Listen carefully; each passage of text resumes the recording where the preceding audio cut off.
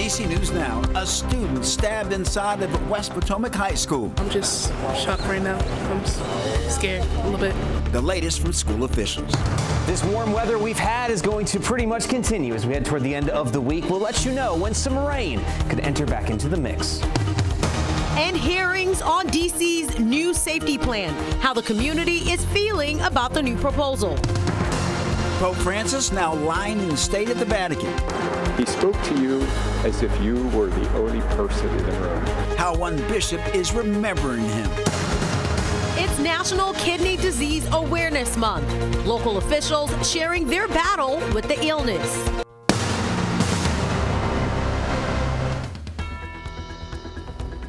Two police officers shot in Fairfax County during a traffic stop. Thanks for joining us for DC News Now at 4. I'm Mark Hall. And I'm Tosin Fakile. Police are on the scene of Majestic Lane near Greenbrier in Fairfax. DC News Now's Max Marcilla just arrived at the scene. Max, what's the latest?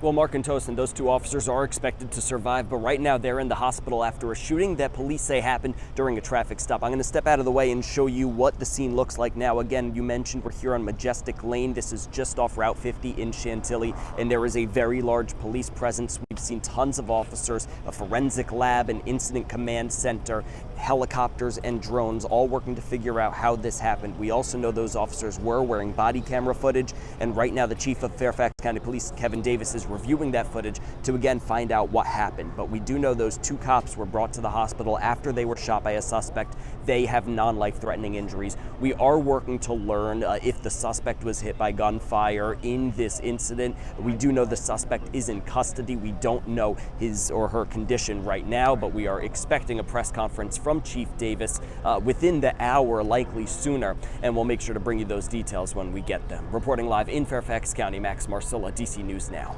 All right, Max, thank you. We'll check back in with you. Still in Fairfax County, a 16-year-old student is recovering after being stabbed at a Fairfax County school this morning. Police say the alleged attacker is a 15-year-old classmate, and it happened at West Potomac High School in Alexandria.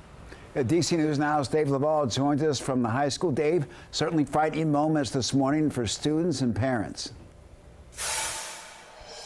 Oh, no question about that, Mark and Tosin. What we can tell you, though, a little bit of good news is the victim is now said to be in stable condition after police originally described him with life-threatening injuries. Meanwhile, investigators are still trying to find out what prompted this attack. I'm kind of still a little shaky. An emotional time for Daniela Ruiz and her mother following Wednesday morning's stabbing at West Potomac High School. I'm getting a little bit better. I'm just shocked right now. I'm scared a little bit. You just never think that things like this would happen so close to home.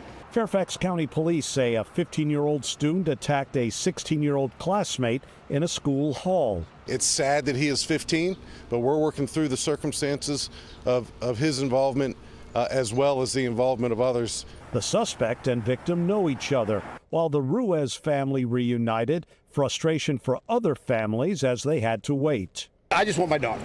And at the end of the day, I think that's all these parents want, is to get their kids, hug their kids. I'm trying to get my son out of school, and I can't. Police and school district administrators said an active crime scene delayed the students' release, along with allowing counselors to talk to students about their ordeal. It's terrifying that we live in a day and age where we can't send our kids to school. The school district installed special weapons detection equipment at 15 campuses. That did not include West Potomac High. We're live in Alexandria, Virginia. Dave Laval, DC News Now. All right, Dave, thank you. Let's head over to meteorologist Damon Madsen for a first look at our forecast. Damon, it feels like summer outside. Dare I say it's a little warm-ish. We're going to have to break that down a little later, I think, Tosin, because I thought yesterday you said you liked this kind of weather. Let's not talk about the past. Let's not talk about the past. Hey, yeah, well, I'll say this. Yeah, we're definitely repeating these warm days over and over again here. And if you are a fan of these temperatures up close to 80, we're getting just that on repeat. And here we go. go. Those temperatures, they have jumped. Now, we actually were a little bit warmer this time yesterday in the district across much of Virginia and southern Maryland in the low 80s. Today, just a little bit cooler than that. It's 76 right now in D.C., 78 in Waldorf and Manassas. As you go up to the north and west, just as warm, even in Cumberland, and even warmer still out toward Kaiser. Now, the big time difference, though, compared to when we build up those temperatures in the summer months, this go around here in April, we don't usually have to worry about humidity, and we don't have to as we move on through the rest of the day. Those dew point numbers very crisp there in the 30s and 40s. Comfortable enough indeed. And as we move forward into the evening time, we'll just keep the same trends going. Clear skies, decently warm but comfortable temperatures, though we do step back toward the 60s as we head into the night and keep that clear sky going. Now, are we going to rinse and repeat these conditions once again on Thursday, or could some rainfall try to interrupt things? We'll have a full look at your forecast coming up here in just a bit. Damon, thank you. Violent 24 hours in Montgomery County. Police investigating 3 separate shootings overnight. Before midnight, police responded to Staffordshire Drive in Germantown. They found 2 damaged vehicles, but no people were injured. About an hour later, police responded to Gramercy Boulevard in Durwood, where a man reported being shot while getting out of his car. No suspects were found. That man was taken to a hospital with non-life-threatening injuries. And around the same time, another man reported hearing shots fired as he was walking in the area of Centerway Drive and Strawberry Knolls in Gaithersburg. He was transported to an area hospital with non-life-threatening injuries. No word on any suspects at this time. Right now, D.C. Council is hearing public testimony on a new set of bills looking to reduce crime in the district. Yeah, Councilmember Brooke Pinto is behind more than 10 new bills as part of her Peace D.C. plan announced last month. Today's hearings come as violent crime in D.C. is down 26% over last year. Yeah, major difference there. D.C. News Now's Randy Bass has been sitting in on those hearings today. She's outside as those hearings continue this afternoon. Randy, what can you tell us? Yes, today is the first of 2 days full of council public hearings on legislation related to the brand new Peace DC plan. It's another multi-pronged approach from the DC Council after the passage of last year's Secure DC omnibus legislation. But as we heard from people inside at those hearings today, not everyone is on the same page. Councilmember Brooke Pinto is looking to build on recent drops in violent crime with a set of new bills known as Peace DC. One of the more controversial provisions of the plan, expanding pretrial detention here in the district. This change is actually pretty narrow, but empowers judges to weigh all of those equities and to make a decision that they think is fair for the defendant, fair for the victim, and fair for our community at large. Over a dozen people testified against that particular bill. There is no gain short or long term. It only makes some people feel better at the expense of justice. Others staunchly criticizing the Peace DC plan's approach to combating juvenile crime. I'm certain if I were to ask ChatGPT to put together a bill written by a politician pretending to give about kids in the criminal justice system, this is the bill I'd get. Pinto says she's hoping Peace DC can help kids moving through the justice system and prevent them from ending up in trouble to begin with. We have to recognize that our young people at an early age need access to these supports and economic mobility and opportunity, and we shouldn't be waiting until the end once they become justice involved to intervene. She says part of that involves streamlining the city's several violence interruption and prevention programs and putting them under the oversight of the mayor's office. That push comes after the indictment and expulsion of former Councilmember Trayon White, accused of accepting bribes in exchange for his influence on violence intervention contracts. Pinto's fellow council member Wendell Felder says it's important the council moves quickly to pass Peace DC. I'm deeply concerned and fear that if we don't get serious about providing our most vulnerable residents with the resources they need and implement greater measures of accountability, then it's going to be a very challenging summer for our residents and visitors. Now, hearings on those Peace DC bills, they are ongoing right now and are expected to continue into the early evening hours tonight. Those hearings are expected to continue tomorrow as well, with a focus on government witnesses. In Northwest, I'm Randy Bass, DC News Now. Randy, thank you. Switching gears, good news for students, parents, and staff at Sandy Springs Friends School in Montgomery County, Maryland. The school's Board of Trustees says that the school will remain open. They say that the extension was possible through a multi-million-dollar fundraiser.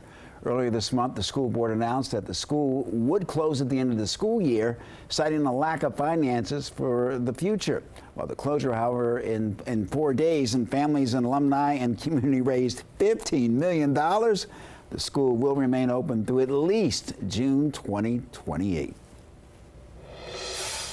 All right, who is ready for some more playoff hockey? The Washington Caps are back at Capital One Arena tonight for Game 2 of their first round series. And Tosin, the Caps, they're coming off of a wild overtime win over the Montreal Canadiens in Game 1, thanks to a game-winning goal by what's his name? It's that guy. Number 8 or something. It's called the Great 8, I think. The Great 8, right. Hey, sports reporter Jake Rom is live at Capital One Arena, and Jake, obviously fans are excited about tonight's game. Yeah, they're very excited, Mark, and I heard your comment. Yes, the Great 8 playing some of his best hockey this season, and so are the Capitals, obviously the top team in the Eastern Conference, getting that Game 1 win over the Canadiens here at Capital One Monday night. They look to double down now here tonight at Capital One Arena for Game 2, looking to take the 2-0 series lead against the Canadiens. And the team coming off where they were up 2-0 early on in the game in Game 1 against the Canadiens, fell apart in the third period, tied it at 2-2, went to overtime before the Great 8 put things away in overtime to take that 3-2 and 1-0 series lead against the Canadiens. The team knowing the importance of going up 2-0, and they're ready to get going tonight here at Capital One. You definitely don't want to take it for granted. I think we put ourselves in a good spot throughout the season, and even through Game 1. Of course, it went into overtime, but still a positive when you get the win and you're up 1-0. It doesn't matter if it's 7-0 or in overtime. So we know they're going to come out with a good effort, but we got to be ready. So should be a good game, but yeah, just definitely excited. Thankful for the opportunity and looking forward to hopefully a lot of games. So puck drop at 7 p.m., just a couple of hours away here at Capital One Arena as the Caps look to take that 2-0 series lead. And a lot of the success for this team, as they haven't won a playoff game since 2018 when they won the Stanley Cup. They're in need of trying to get that first round playoff victory so they can get a spark here in the Stanley Cup playoffs. As the history behind teams that go up 2-0, 89% of those teams advance in their series of a best-of-7 series. So the team getting ready for the big matchup here tonight against the Montreal Canadiens. We'll have more in the 5 and the 6 o'clock and all the way to post-game and game night at 11 p.m. But for now, we'll send it back to the studio live here at Capital One Arena. Jake Rom, DC News Now. All right, Jake, thank you. Coming up.